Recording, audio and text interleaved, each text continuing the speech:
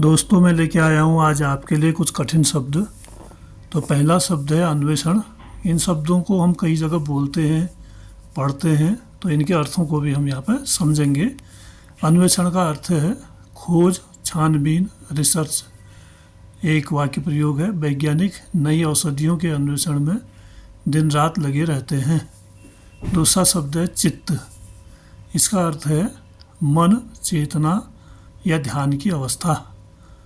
इसके लिए एक वाक्य है, ध्यान करने से चंचल चित्त को शांति मिलती है। तीसरा शब्द है मात्सर्य। इसका अर्थ होता है ईर्ष्या, जलन या दूसरों की प्रगति देखकर होने वाला दुख। इसके लिए एक वाक्य है, सच्चा मित्र वही है जो मात्सर्य से मुक्त होकर सफलता पर खुश हो। आत्मसात। इसका अर्थ होता है अपना लेना, ग्रहण कर लेना, पूरी तरह समझ लेना। वाक्य इसके लिए एक, छात्र ने गुरु के ज्ञान को अपने जीवन में आत्मसात कर लिया। पांचवा शब्द है अकिंचन। इसका अर्थ है बहुत गरीब, जिसके पास कुछ न हो, निर्धन। एक वाक्य प्रयोग देखिए, उस अकिंचन बालक की प्रतिभा देखकर सभी दंग रह गए। अगला शब्द है संशय। जिसका अर्थ है संदेह, शक, दुविधा। इसके लिए एक वाक्य है, जब तक मन में संशय है तब तक कोई भी कार्य सफल नहीं हो सकता। और अगला शब्द है वैराग्य।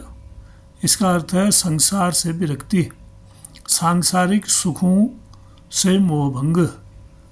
प्रयोग, जीवन के नश्वर रूप को समझकर उसे वैराग्य हो गया। आठवां शब्द है औचित्य।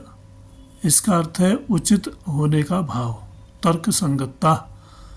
इसके लिए प्रयोग है, किसी पर आरोप लगाने से पहले उसके औचित्य की जांच अवश्य करें। अगला शब्द है अभिज्ञान। जिसका अर्थ है पहचान, चिन्ह, ज्ञान। प्रयोग, कालिदास के अभिज्ञान शाकुंतलम में दुष्यंत के अभिज्ञान की कथा है। और अंतिम शब्द है परिष्कृत। अर्थ है शुद्ध किया हुआ, परिमार्जित, उन्नत। जिसका प्रयोग है अभ्यास करने से भाषा और विचार दोनों परिष्कृत हो जाते हैं। तो दोस्तों, आज के लिए इतना ही। इन 10 शब्दों को आपने ठीक से समझ लिया होगा। धन्यवाद।